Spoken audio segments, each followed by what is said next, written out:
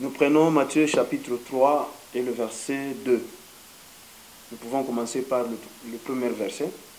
En ces temps-là parut Jean-Baptiste, prêchant dans le désert de Judée. Il disait, « Repentez-vous, car le royaume des cieux est proche. » Nous allons parler pendant quelques minutes de ce message, « Repentez-vous ». Si nous entrons dans le contexte, Jean était un prophète envoyé par Dieu. Il avait une mission répartie dans beaucoup de points. Il était là d'abord pour annoncer Christ. Ce qu'il avait de particulier, c'est quoi? Non seulement il a annoncé Christ, il l'a vu. Donc il est le seul prophète qui a annoncé et puis qui a vu l'accomplissement de la prophétie.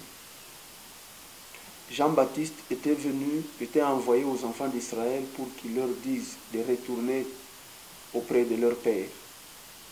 La Bible dit qu'il avait l'esprit d'Élie. C'est retourner les enfants vers le Père. Et puis Jean-Baptiste avait une grâce particulière, c'est lui qui a baptisé le Seigneur. Alors c'est quand même un prophète particulier. Mais Jésus-Christ dit qu'il était grand, mais curieusement, il n'a fait aucun miracle. Et Jésus qui témoigne en disant, de tout celui qui est né d'une femme, il n'y a pas un grand comme Jean-Baptiste.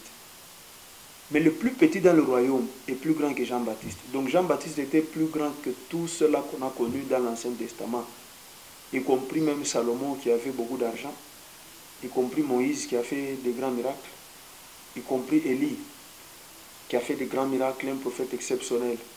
De lui, il était supérieur. Mais quand il dit « repentez-vous », ici la repentance est adressée aux gens qui ont déjà quitté les voies du Seigneur. Ce n'est pas la repentance annoncée aux gens pour les faire venir vers Dieu, les dieux qu'ils n'ont jamais connus, pour leur faire abandonner leur action dans les ténèbres et les amener à la lumière. Ce n'est pas ça. Ici, c'est la repentance des rétrogrades. Donc celui qui a commencé la marche, à un moment donné, il se perd. Il a besoin qu'on lui parle de la repentance. Parce que Éphésiens, la lettre à l'ange de l'église d'Éphèse que nous trouvons dans l'Apocalypse, on dit, souviens-toi d'où tu es tombé. Repends-toi. Et retourne dans les voies du Seigneur. C'est-à-dire, souviens-toi d'où tu es tombé, toi tu m'écoutes.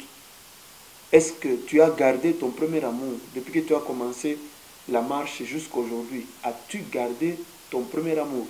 Parce que la volonté du Seigneur, c'est que nous ne puissions pas tomber même un jour. Que nous ne puissions pas pécher même un seul jour. Donc pour Dieu, dès que je rencontre Jésus-Christ, je commence à le suivre, c'est jusqu'à ce qu'il reviendra. Le Nouveau Testament ne prévoit même pas, ne donne même pas l'occasion aux gens de demander pardon. Parce que pour le Seigneur, nous sommes sauvés, nous avons le dessus sur les péchés, parce que lui, il a vaincu le péché. Donc ce n'est même pas prévu. Donc repens-toi. Toi à qui c'était arrivé, repens-toi. Retourne dans les voies du Seigneur.